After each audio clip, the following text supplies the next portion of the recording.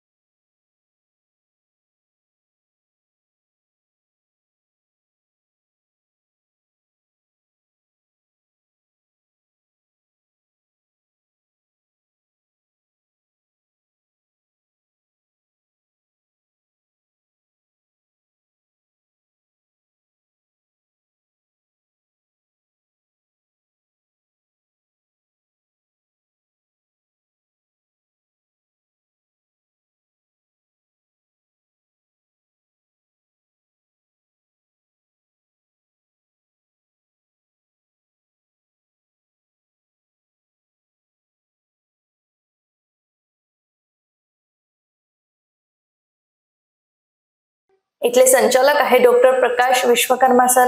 आज आपण त्यांच्याशी बोलणार आहोत. सर्वात आधी आपण सरांचं आपल्या चॅनलमध्ये स्वागत करूयात.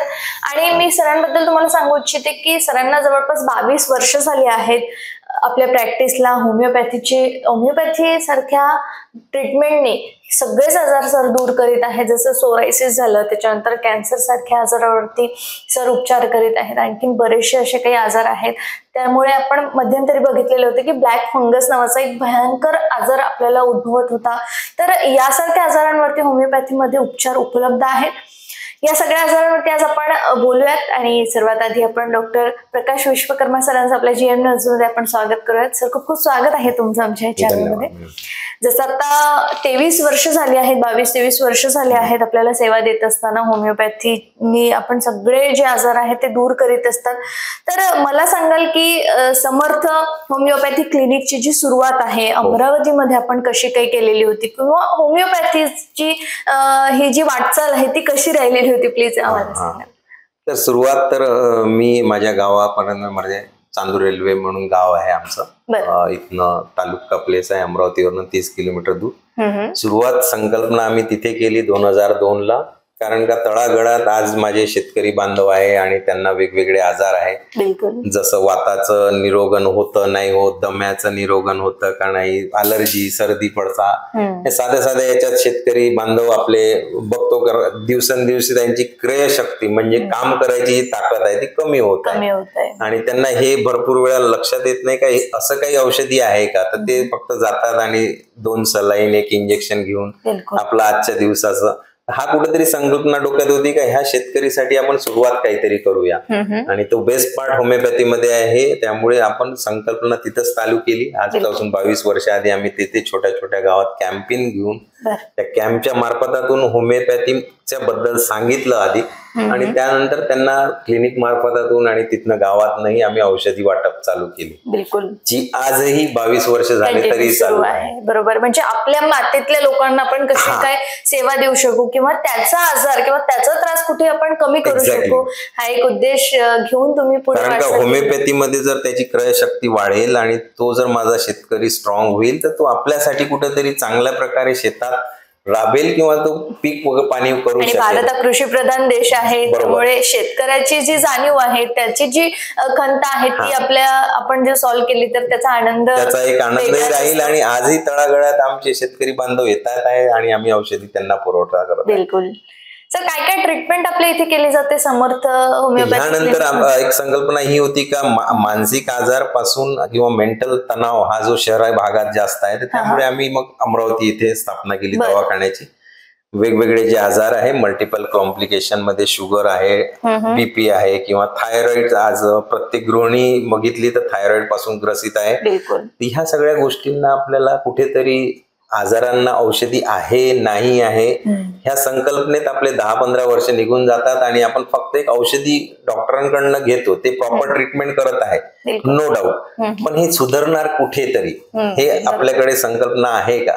मी कम्प्लिटली थायरॉइड ड्रग मुक्त होऊ शकतो, शुगरच्या गोळ्या मला न घेताही चालेल का?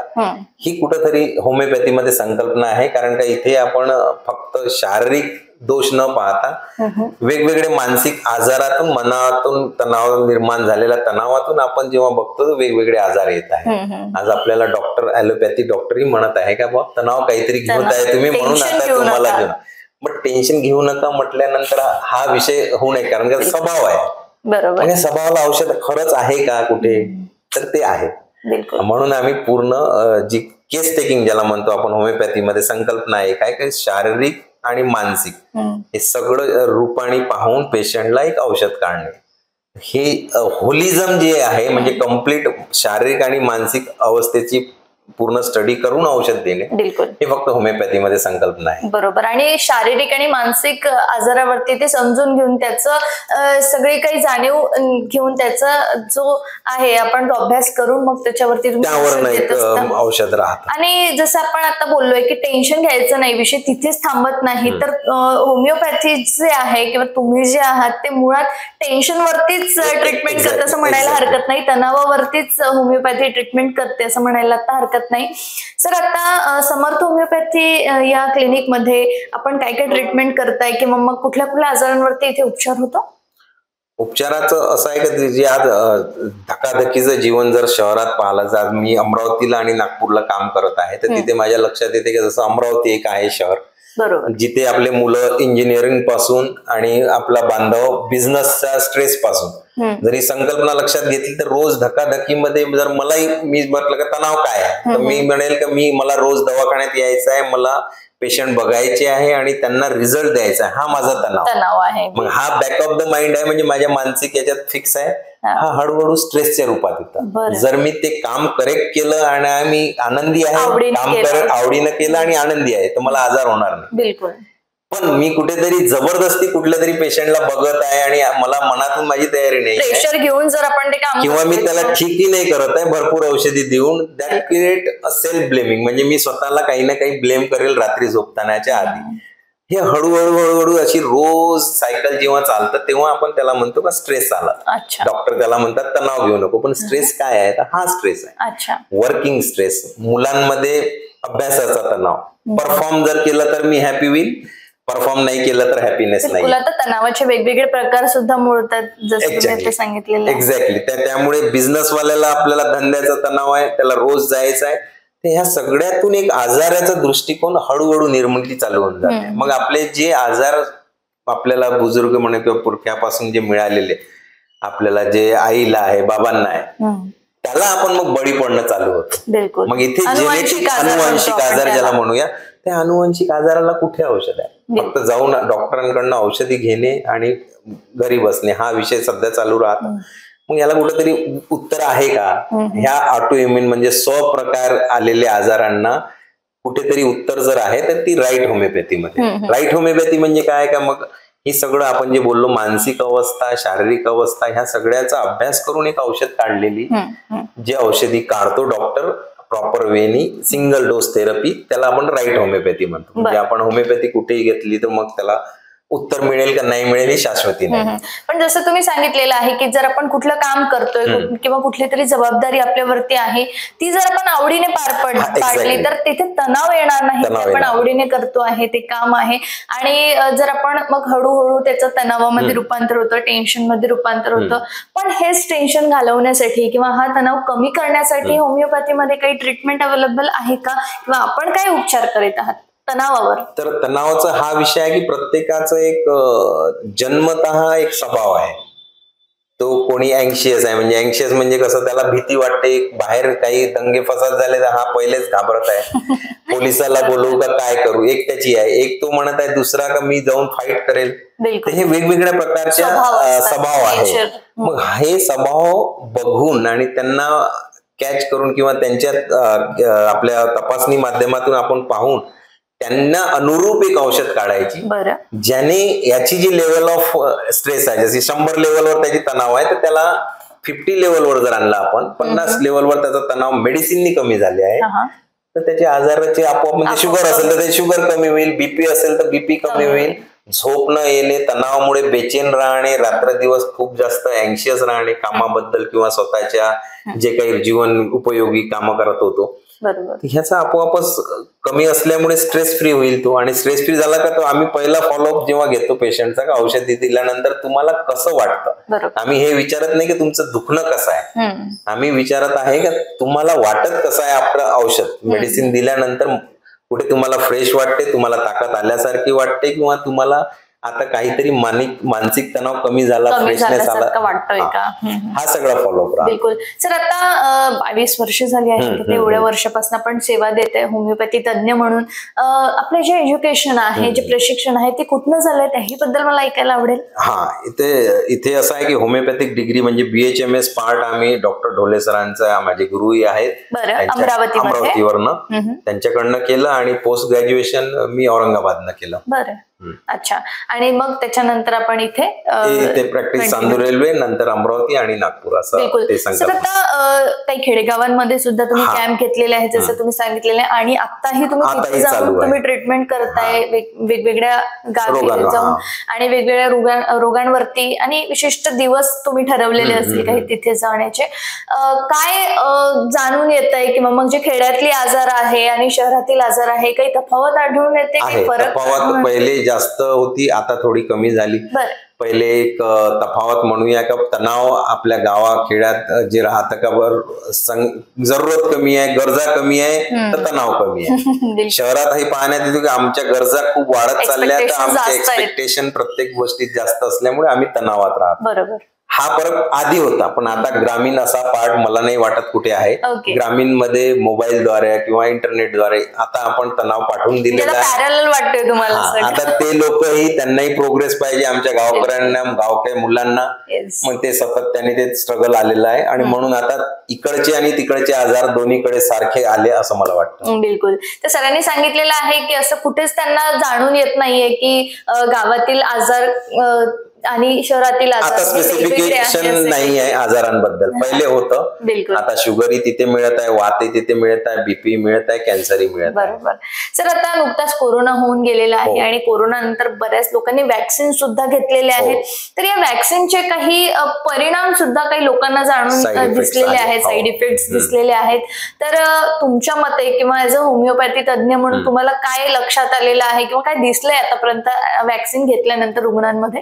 माझं असं पर्सनल म्हणजे त्याला ओपिनियन म्हणूया, कारण का ऍज अ वॅक्सिन एक गव्हर्नमेंट रूलनी आलेलं आहे, त्यामुळे आपण असं बोलूया की ही पर्सनल ओपिनियन माझं असं आहे का इम्युनिटी हा जो विषय आहे, जे वर्षानुवर्ष एक भारतीय पुरुष म्हणा महिला म्हणा यांच्यामध्ये एक इम्युनिटी पार्ट असतो का, तो वेगवेगळ्या आजारांना फाईट करू शकतो. याला आपण म्हणूया मोठमोठ्या आजारांना फाईट करायची रोग प्रतिकारक शक्ती. याची एक लेअर बाय लेअर होमिओपॅथीमध्ये डिफाईन केलेली आहे, म्हणजे सांगितलेली आहे. हा मोठ्या टाईपच्या ज्या वॅक्सिन येतात, मोठमोठ्या व्हायरसच्या म्हणा, किंवा जेव्हा जेव्हा आपण हे घेतो तर याचं एक व्हायरस आपण शरीरात अँटीव्हायरस नसल्यामुळे, अँटीबॉडीज नसल्यामुळे आपण टोचतो. त्याच्यामुळे एक संकल्पना अशी होती की आपली इम्युनिटी दाबल्या जाते, जी चांगली इम्युनिटी. ही सप्रेस झाल्यामुळे ज्या ज्या आजारांना आपण बळी नसतो पडलो येणाऱ्या 20 वर्ष, इम्युनिटी कमी होते असं तुम्हाला, त्या 10-15 वर्षच आपण आता आजारी पडत आहे. म्हणून तुम्हाला लक्षात येते का काही आता हार्ट अटॅक्स येत आहे कमी मुला एज मध्ये, काही लोकांना हिप जॉईंटचे प्रॉब्लेम येत आहेत, तिथे पस होत आहे. माझ्याकडे मुलगी आली होती, बँगलोरला जॉब करत होती, तिथे हिप जॉईंटला पस झाला. आता हिला का बरं पस झाला, एवढा जॉब मध्ये ती कम्प्लीट होती. हिस्ट्री इज देअर ना, तिथे पेशंट सांगत आहे का मी वॅक्सिन घेतले ना, आता माझ्याकडे ह्या शिवाय तिचा हिप जॉईंट ऑपरेट केला, दुसऱ्या हिप जॉईंट मध्ये पस झाला, आता ती घरी आहे. तिचा मॅरेज ब्रेक झाला. तर हे जे साईड इफेक्ट ऑफ वॅक्सिन आहे हे आपण संकल्पना लक्षात न घेता वॅक्सिन घेतले. बिलकुल. पण होमिओपॅथीचा खूप चांगला रोल. काही वेळेस आम्ही अँटी-इम्युन ड्रग्सचा विषय ठेवलेला आहे. आताही आम्ही हेच करत आहे की लोकांची रोगप्रतिकारक शक्ती जर वाढवली तर वेगवेगळ्या आजारांना आपण बळी न पडता त्याच्यासोबत फाईट करू शकतो. मी हे नाही म्हणत आहे की प्रत्येक आजाराचं आपण कम्प्लिटली हे करू, पण इम्युनिटी जर वाढवली तर तो कदाचित पेशंटची इम्युनिटी वाढल्यावर त्याला फ्रेशनेस येईल, ताकद येईल, तो त्या आजाराशी निर्भीडपणे फाईट करू शकेल. बिलकुल. आणि कोरोनामध्ये सुद्धा होमिओपॅथीचा खूप मोठा हातभार आणि रोल होता त्याच्यामध्ये. होमिओपॅथीचे बरेचसे जे काही आपण औषधी सुद्धा घेतलेले होते ज्याने इम्युनिटी पॉवर आपली स्ट्रॉंग झालेली होती. आता बऱ्याच लोकांनी वॅक्सिन घेतलेलेच आहेत, पण आता वॅक्सिन घेतल्यानंतर त्याच्या साईड इफेक्टचा कुठेतरी आपण सामना करू शकू किंवा त्यांना तोंड देऊ शकू, यासाठी काही ट्रीटमेंट अवेलेबल आहे का? त्याकरताच आपण परत ते इम्युनिटी रिपेअरमेंट जे म्हणतो आपण, ब्रेक झालेली ताकद, आंतरिक ताकद हे कुठेतरी बरी व्हायला पाहिजे. तर याला anti immune drugs, genetically corrected drugs हे होमिओपॅथीमध्ये आहे. कारण का आपण दोन्ही जेव्हा शारीरिक आणि मानसिक म्हणजे जेनेटिक कॅरेक्टर झाले, तुमचा स्वभाव, तुमचं आवडीनिवडी, तुमचं जे काही जीवनाची शैली आहे, तुम्ही कशा प्रकारे प्रॉब्लेम्स ना पाहता, हे तुम्ही पर्सनली तुमची एक पर्सनॅलिटी आहे, त्याला कन्सिडर जर केलं तर आपण त्या रोगप्रतिकारक शक्तीला वाढवू शकतो. तर ह्या सगळ्या गोष्टीला करेक्ट करताना रोगप्रतिकारक शक्तीच इथे महत्वाची आहे. प्रत्येक आजारात किंवा आता जे काही मोठमोठे आजार येत आहे असं डॉक्टर म्हणत आहे का भाऊ ही ठीक नाही होऊ शकत. ऑटोइम्युन डिसीज झाले, ऑटोइम्युन डिझिजेस मध्ये कॅन्सर आलं, सोरियासिस आला, तुम्ही ॲलर्जिक बोलल्या, त्यानंतर थायरॉइड आला. प्रत्येक गृहिणीला आज थायरॉइड आहे असं बघता येते, एक गृहिणी सोडली तर दुसरीला. ते थायरॉइडला वाढल्यामुळे हा आजाराने ऑप्शन काय आहे का? फक्त अँटी थायरॉइड ड्रग्सच घेत राहा आणि जीवनभर, हा ओपिनियन आहे का? कुठेतरी आपल्याला असे उत्तर पाहिजे का जिथे आपण यातून बाहेर निघूया. इथे इम्युनिटीचा विषय येतो. बिलकुल. आता पुन्हा जो ऑटोइम्युनचा शब्द मी तुमच्या तोंडून ऐकत आहे, तर ऑटोइम्युन म्हणजे नेमकं काय आहे? बरेच दर्शकांना हा प्रश्न आमच्या मार्फत विचारला. तर हा मी साध्या भाषेत असं म्हणेल की आपलं घर आहे आणि आपल्या घराला एक आपण गार्ड दिला किंवा एका इमारतीला फ्लॅट स्कीमला एक गार्ड आहे. तो गार्ड काय करत आहे की रात्री जाऊन त्या फ्लॅट स्कीम मध्ये चोरी करत आहे. ती ऍक्च्युली बेसिकली गार्डची एक विषय प्रॉपर्टी आहे का तो गार्ड समोरच्या चोरांपासून वाचवायला पाहिजे त्या बिल्डिंग धारकांना किंवा आपल्या घराला. हा गार्डच जाऊन तिथे चोरी करत आहे. म्हणजे याला समजत नाही का हे घरच आपलं आहे, इथे आपल्याला सर्व्हिस प्रोटेक्ट करायचं आहे. ही झाली प्रोटेक्ट करायचं आहे, ही झाली हेल्दी इम्युनिटी. आणि स्वतःच्या घराला चोरी करणे ही झाली रॉंग इम्युनिटी आहे ना. म्हणजे स्वतःच्या घराला जाऊन चोरी करणे, याला आपण म्हणू ऑटो इम्युन, सेल्फ क्रिएटेड, म्हणजे स्वतःने क्रिएट केलेले आजार. दोन्ही कोणी दुसऱ्याने नाही. तुम्ही म्हणाल की स्वतः कसं काय करणार आहे क्रिएट? बरोबर, एक्झॅक्टली. समजा आज मी माझं प्रॅक्टिस करत आहे आणि याच्यात मी फेल झालो प्रॅक्टिस करताना, मग मी स्वतःला दोष देणं चालू केलं का माझ्यातच कुठेतरी गडबड आहे, माझाच प्रॉब्लेम आहे, माझ्यामुळेच हे सगळं होतं. आज जी यंग जनरेशन आहे ते मग इंजिनियर असो या सॉफ्टवेअर इंजिनियर, मी बघतो बिचारे येतात लॅपटॉप घेऊन इथे वेटिंग मध्ये बसतात आणि दे आर ऑन कंटिन्युइंग ड्युटी, ते ड्युटी सोडू नाही शकत. हा जो प्रकार झाला हा एक्सेसिव्ह स्ट्रेस नाही आहे का? सतत त्या स्क्रीन मध्ये सकाळ 9 वाजतापासून तर रात्री 9 वाजेपर्यंत यांना कमरेचे आजार आहे, यांना बीपी वाढत आहे, यांचा शुगर लेवल हाय जात आहे. आणि ह्या सगळ्या संकल्पना का बरं येत आहे? तर धकाधकी आणि प्रेशर. तर मग हा जर गार्डला पण समजवू शकतो का हे आमचं घर आहे, हे त्याला कोण समजणार? तर इथे होमिओपॅथीचा रोल आहे. कारण का डॉक्टर जे म्हणत आहे की ऑटोइम्युन डिसऑर्डरला औषधी नाही, कारण का त्या औषधी त्या गार्डला जर समजवण्याच्या इतपत त्याची ताकद असेल औषधीत का हे घर माझं आहे आणि मला बाहेरच्या लोकांकडून प्रोटेक्शन पाहिजे. ही संकल्पना होमिओपॅथी याच्यासाठी आहे का जेनेटिक करेक्टेड मेडिसिन आपण याच्यात संकल्पना ठेवली आहे. तर त्या गार्डला अंडरस्टँड करणे हेच आमचं काम आहे. आणि म्हणून आम्ही काही आजारांमध्ये किंवा मोस्टली आजारांमध्ये भरपूर काही काम करू शकतो. बिलकुल. म्हणजे त्या गार्डवरती वॉच ठेवण्याचं काम हे किंवा गार्डलाच अंडरस्टँड करून देणे की बाहेरचे लोक माझ्यासाठी चांगले नाही, घरचे लोक चांगले आहे आणि मला त्यांच्यापासून यांना वाचवायचं आहे. बिलकुल, नक्कीच sir. That immunity is healthy immunity. हो, येस.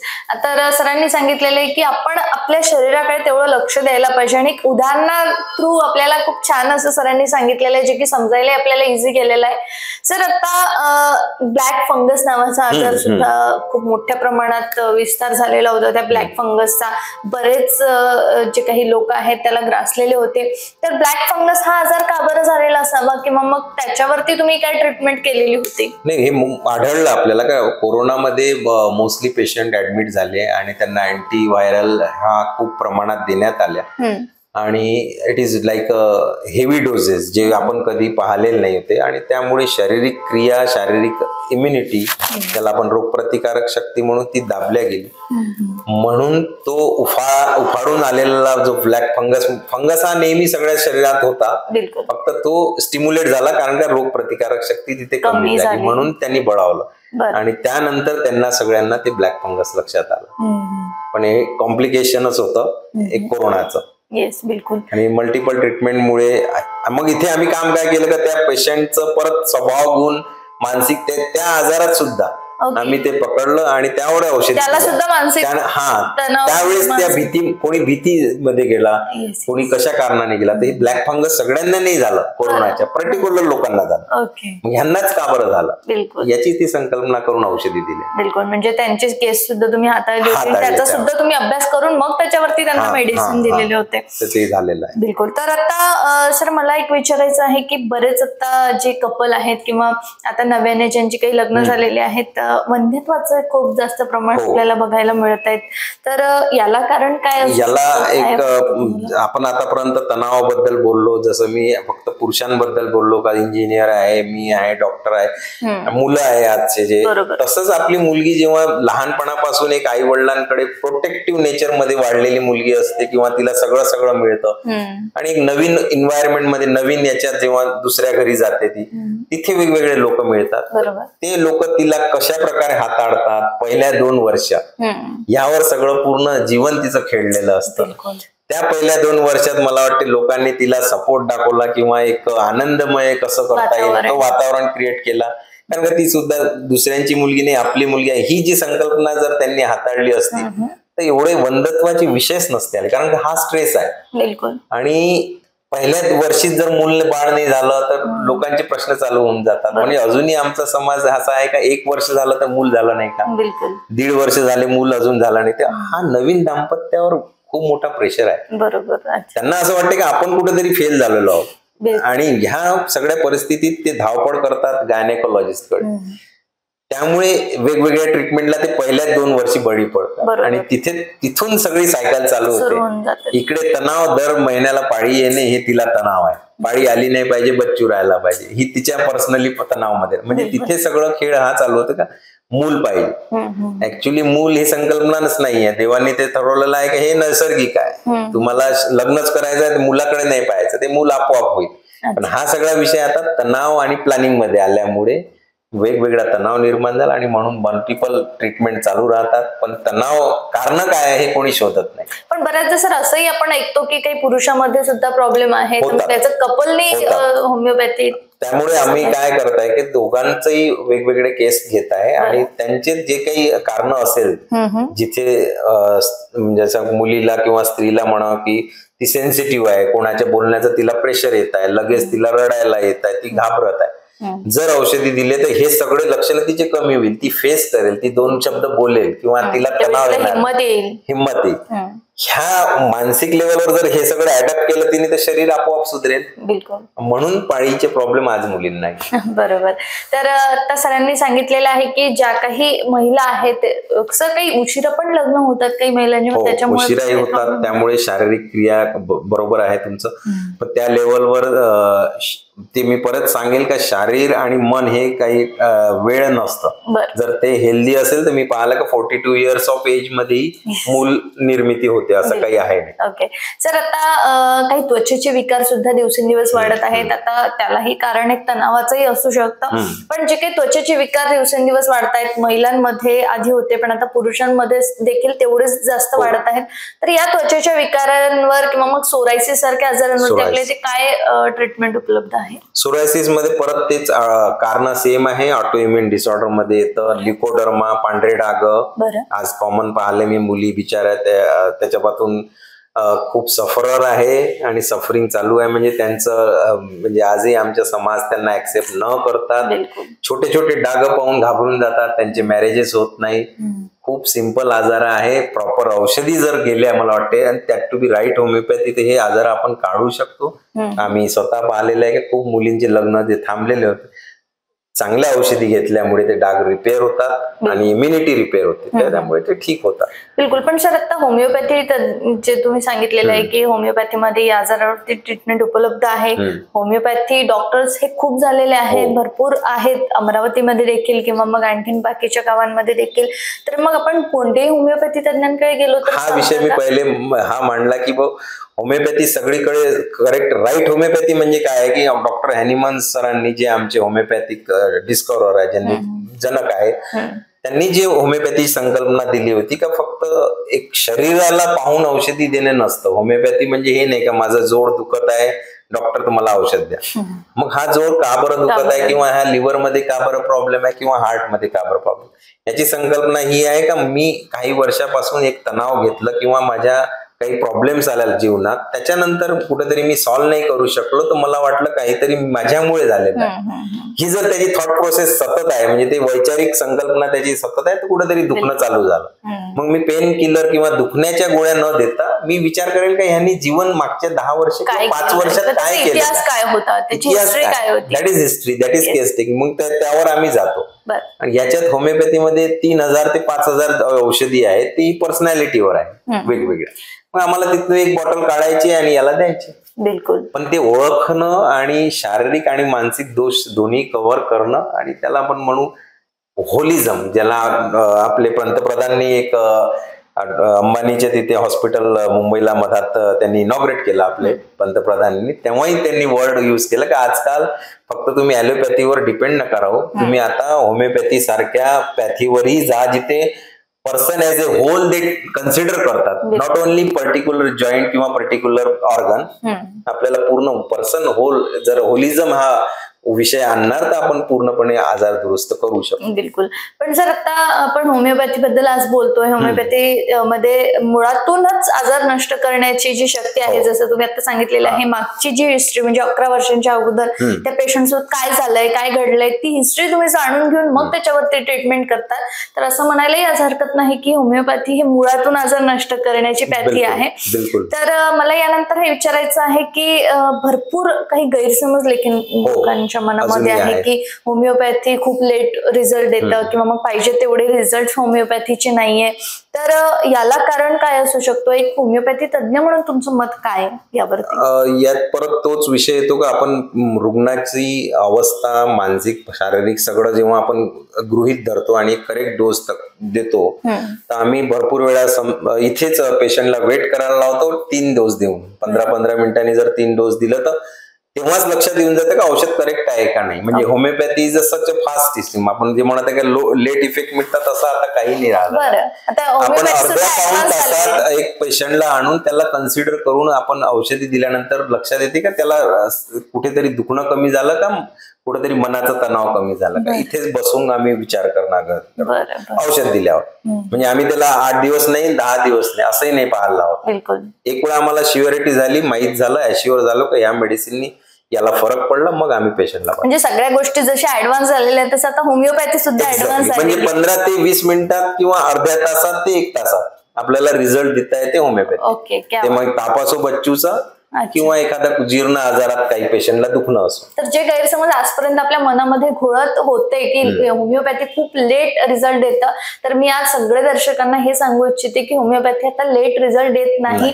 यामध्ये सुद्धा ऍडव्हान्स झालेला आहे, होमिओपॅथी सुद्धा ऍडव्हान्स झालेली आहे, यामध्ये सुद्धा फास्ट रिझल्ट हे सर्वच प्रकारच्या रिझल्टच्या बाबतीत आणि पोटन्सी म्हणजे पॉवरच्या बाबतीत जर एक संकल्पना ऍड करायची झाली तर तुम्ही म्हणणार की अशी पॉवर आहे का, तर 50 मिलीसिमल स्केल हे डॉक्टर हॅनिमननी शोधून काढली होती, ज्याच्यात आपल्याला रुग्णाला 1 दिवस नाही रोज ही औषध द्यायची आहे. 50 मिलीसिमल म्हणजे 50,000 पॉवर. हे रोज आपण देऊन जीर्ण रुग्णांमध्ये खूप काळ न लावता 3 ते 6 महिन्यात आपण त्यांना या जीर्ण आजारातून बाहेर काढू मुक्त करू शकतो. म्हणजे 3 ते 4 महिन्यामध्ये हे 3 ते 6 महिन्याचा आम्ही स्पॅन सांगतो जीर्ण आजारांमध्ये. बरं, त्याच्यावरती मग सकाळ दुपार संध्याकाळ अशी मेडिसिन? हा, रोज ते औषध द्यायचं पाण्यातून आणि त्यांना ते त्यातनं मग आपल्याला जो वेळ लागायचा आधी, मला 1 वेळ लागायचा 6 महिने ते 12 महिने, 12 महिने ते 2 वर्ष, असा जो वेळ आहे हा कट शॉर्ट झाला ह्या औषधीची संकल्पना आल्यामुळे. बिलकुल. म्हणून असं मला वाटतं की ह्या माध्यमातून मी सगळ्या होमिओपॅथलाही म्हणेल की आमच्या डॉक्टरांनाही म्हणेल, ज्यांनी ही 50 मिलीसिमल स्केल अडॅप्ट नाही केली किंवा चालू नाही केली, मला मागील 5 वर्षात खूप छान रिझल्ट आलेले आहे आणि सगळ्याच टाईपच्या पेशंटमध्ये आपण ते यूज करू शकतो. त्यामुळे आपला जो स्पॅन आहे ट्रीटमेंट प्लॅन हा कमी याचा होऊन जातो. जीर्ण रोगामध्ये आपण 3 ते 6 महिन्यात त्यांना पूर्णपणे ठीकही करू शकतो, आनंदी देऊ शकतो. बिलकुल. आणि सर आता आपण बघतो आहे, जसं आपण होमिओपॅथी ऍडव्हान्स झालेली या बाबतीतही बोललेलो आहे, जसं आता कॅन्सरचं प्रमाण देखील खूप वाढलेलं आहे. जसं महिलांच्या तुलनेमध्ये आणि पुरुषांच्या तुलनेमध्ये कॅन्सर हे खूप, कॅन्सर हा नावच ऐकलं तर आपल्याला खूप मोठा धक्का बसतो किंवा खूप भीती वाटत असते. तर कॅन्सर सारख्या आजारांवरती होमिओपॅथी कशा प्रकारे उपचार करते किंवा मग काय पद्धती आहे? ओव्हरऑल मी जे सांगत आहे, होमिओपॅथी संकल्पना ही आजाराच्या दृष्टिकोनातून नाहीच आहे मुळात. म्हणजे कुठला तरी आजार डायग्नोज झाला नंतर होमिओपॅथीमध्ये आहे का त्यात इलाज, असं म्हणणं चुकीचं आहे. होमिओपॅथी ही तशी आहेच नाही. होमिओपॅथी एक आहे का आजार आम्ही दूर ठेवतो, डायग्नोसिस दूर ठेवतो, आम्ही फक्त पेशंटवर फोकस करतो का हा पर्सन काय वेनी विचार करतो, कसं राहतो, याला काय जीवनचं तणाव आहे, फॅमिली तणाव आहे, बिझनेस आहे, का जे काही आहे तो पर्सन समोर आहे, त्याची आपण पूर्ण केस हिस्ट्री आणि संकल्पना घ्यायची मानसिक आणि शारीरिक माध्यमातून, त्यातनं त्याला मेडिसिन द्यायचे, आजार कुठलाही असो. कारण का इम्युनिटी हा बेस आहे. आपल्याला इम्युनिटी रिपेअर करायची, त्याची रोग प्रतिकारक शक्ती वाढवायची आहे. म्हणजे यामध्ये कुठलेही आजार येऊ, आजार कुठलाही असो, रोग प्रतिकारक शक्ती जर तुमची चांगली असेल तर तुम्ही फाईट बॅक करणार. मग कॅन्सर ह्या रोग मध्ये काय होतं का चांगली इम्युनिटी म्हणजे आपली रोग प्रतिकारक शक्ती कम्प्लिटली खतम होऊन जाते. त्यातल्यात अँटी कॅन्सर ड्रग्ज ऑलरेडी देतात डॉक्टर, त्यामुळे भरपूर विषय जे इम्युनिटीचे चांगल्या इम्युनिटीचे ते कमी होतात. आणि मग इथे संकल्पना काय आहे तर तो रोग वाढत जातो. आज नाही वाढेल, 1 वर्षांनी वाढेल, 2 वर्षांनी वाढेल, त्याला आपण मेटास्टेसिस म्हणतो. समजा हाडाचा कॅन्सर आहे तर तो लंग मध्ये जाणार, लिव्हर मध्ये जाणार, तर याला आपण मेटास्टेसिस म्हणतो कालांतराने. हे का बरं होतं, ते तिथंच ठीक व्हायला पाहिजे होतं औषधी दिल्यानंतर, परंतु कारणाला औषध न मिळाल्यामुळे तो पर्सन तसाच व्यवहार करतो, त्याला तशीच भीती असते, म्हणून हा बोनचा कॅन्सर त्याच्या मल्टिपल ऑर्गन मध्ये जातो. जर इथे संकल्पना आली का होमिओपॅथी आपण घ्यायची, करेक्ट त्याला करायचं, तर ती प्रतिकारक शक्ती वाढून जाईल आणि मग तो आजार तिथेच थांबून राहील किंवा तिथून संपेल. बिलकुल. तर सरांनी सांगितलेलं आहे जे कॅन्सर सारखा आजार आहे यामध्ये ऑलरेडी आपली इम्युनिटी पॉवर जी आहे ती अजिबातच राहत नाही किंवा खूप जास्त कमी होऊन जाते आणि त्यामध्ये जे त्याला कॉम्प्लिकेशन मल्टिपल कॉम्प्लिकेशन येत आहे. बिलकुल. तर आणि त्याच्यावरती जर कुठलाही आजार असो कॅन्सर सारखा आणि त्याबरोबर जर आपल्याला छोटे मोठे सुद्धा आजार असतील जसं संधिवात, ॲलर्जी, दमा यासारखेही आजार असले, त्याला फक्त आणि फक्त निर्भर असतं ते म्हणजे आपली इम्युनिटी पॉवर कशी आहे. आपली इम्युनिटी पॉवर जी आहे ती आपण कायम वाढवायला पाहिजे आणि त्यासाठीच होमिओपॅथी या आजारावरती होमिओपॅथीनी ट्रीटमेंट उपलब्ध आहे. जवळपास सगळ्याच आजारांवरती होमिओपॅथी हे उपचार करण्यामध्ये आज यशस्वी ठरत आहे. सर खूप छान वाटलं तुमच्याशी यावेळेस चर्चा करत. मी हे म्हणेल की इम्युनिटी हा जो विषय आहे, आज बाहेरचे डॉक्टर सुद्धा इम्युन ड्रग वापरत आहे, दॅट इज व्हेरी कॉस्टली, म्हणजे पैशाला ते परवडणार सारखं नाही आहे. इम्युनिटी हा विषय परत आपले जे पहिलेपासून आपण बघितलं का समाधान आणि हॅपीनेस आणि जे आहे आपल्याकडे त्याबद्दल आपण काय विचार करतो, ह्याच्यात जर आम्ही संकल्पना ह्या ज्या संकल्पना याच्याकडे जर लक्ष दिलं तर भरपूर काही आपल्याला घरच्या घरी जे म्हणतो ना घरच्या पद्धतीनं कसं वाढवायचं. बिलकुल. पण आपल्याला काही असं पदार्थ माध्यमातून नाही वाढवायचं, आपल्याला थॉट प्रोसेस मुलांची आपली काहीतरी चांगलपणा करायचं, काहीतरी चांगल्या व्यवस्थित गोष्टी करायच्या किंवा आपल्याला जी हॉबी आहे, आपल्याला जे काही आवडी निवडी आहेत त्याला बाहेर काढा. प्रत्येक पेशंटला म्हणतो की आता काय करायचं, तर आता हे करायचं, आपली आवडी निवडी बाहेर काढा, त्याला जोपा आणि जोपासल्यानंतर तुम्हाला समजेल का हळूहळू आपली इम्युनिटी फ्रेश होत आहे, वाढत आहे. कारण का देवानी ही संकल्पना शरीरात ऑलरेडी दिलेली आहे. म्हणजे डॉक्टरचं काम पहिले नव्हतं, आता खूप वाढलेला आहे. आधी पण डॉक्टर नसल्यामुळे रिपेअरमेंट चालू होती, म्हणजे रिपेअरमेंट देवानी ऑलरेडी आपल्या शरीरात दिलेली आहे, ती कुठेतरी स्लो डाऊन होत आहे वेगवेगळ्या कारणाने. त्या रिपेअरमेंटला जर तुम्ही करेक्ट केलं तर मला वाटते डॉक्टरांची आवश्यकता नाही, बिलकुल है ना. ही आज संकल्पना लक्षात असायला पाहिजे. नक्कीच. तर जे काही आजार आपल्याला उद्भवत आहे दिवसेंदिवस, आपण बिझी होत आहोत, ऍडव्हान्सही होत आहोत, पण तेवढेच आजार सुद्धा आपल्याला ग्रासत आहे. याच आजारांवरती जर आपल्याला उपचार घ्यायचे असतील तर होमिओपॅथीमध्ये जे उपचार उपलब्ध आहेत. शिवाय आपण जे छंद आहेत आपले किंवा जे आपल्या आवडीनिवडी आहेत त्याही आपण करायला पाहिजे, जे आपल्या हॉबीज आहेत तेही आपण करायला पाहिजे, जेणेकरून आपली इम्युनिटी पॉवर आणखीन वाढेल, आपले मानसिक तणाव जो आहे तो कुठेतरी कमी होईल. सर, यावेळेस अनेक दर्शक आपल्याला जीएम न्यूजच्या माध्यमातून बघत आहेत. ऍज अ होमिओपॅथी तज्ञ म्हणून काय संदेश असेल किंवा काय मार्गदर्शन असेल जाता जाता आमच्या सर्व दर्शकांना? सगळ्यात मोठा मी आताच बोललो का सॅटिस्फॅक्शन लेवल हे नीड आहे आजच्या जगाची. कुठेतरी आपल्याला समाधान मानावं लागेल. जर ती नाही आहे तर आपल्याला वेगवेगळ्या आजारालाही बळी पडावं लागेल. जसं मी विचार करेल तर मला कुठेतरी लोकांची हेल्प करता आली पाहिजे. त्यांनी मला जे परतफेड दिलेली आहे इमोशनच्या माध्यमातून, दुव्याच्या माध्यमातून, त्यांनी मी आजारग्रस्त नाही राहणार हे माझ्या लक्षात असायला पाहिजे. म्हणजे आपण जेही करत आहे त्यात एक तर आनंद आलाच पाहिजे, दुसरं समाधान असलं पाहिजे, दुसरं काहीतरी लोक हितासाठी करू शकत आहे का हेही बघायला पाहिजे. ही जर आली तर मला वाटतं कुठलाच आजार आपल्याला होणार नाही असं मला वाटतं. नक्कीच. तर सरांनी सांगितलं आपण जे करतोय, आपण जेही काही खेळतोय किंवा बागडतोय त्याच्यामध्ये आपण समाधानी असायला पाहिजे, किंवा आपण जे दुसऱ्याला आनंद देतोय त्यातही आपण आपला आनंद मानून घेणं हीच आजचे समाधानी प्रवृत्ती आपल्यामध्ये असायला पाहिजे. सर, खूप खूप छान वाटलं तुमच्याशी यावेळेस चर्चा करत असताना, आणि खूप खूप धन्यवाद दिलेल्या सगळ्या सविस्तर माहितीसाठी.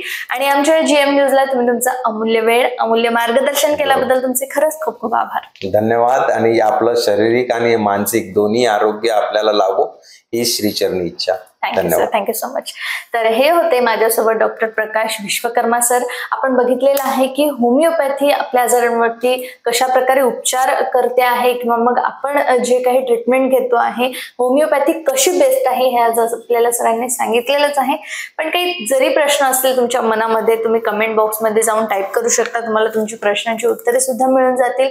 आणि हो, जर या क्लिनिक पर्यंत म्हणजेच समर्थ होमिओपॅथी क्लिनिक पर्यंत जर तुम्हाला पोहोचायचं असेल तर खाली ऍड्रेस आणि बाजूला नंबर सुद्धा दिलेला आहे. तरी नक्कीच तुम्ही या होमिओपॅथी क्लिनिकशी संपर्क साधू शकता आणि आपला जो आजार आहे तो पूर्णपणे म्हणजेच मुळातून नष्ट करू शकता.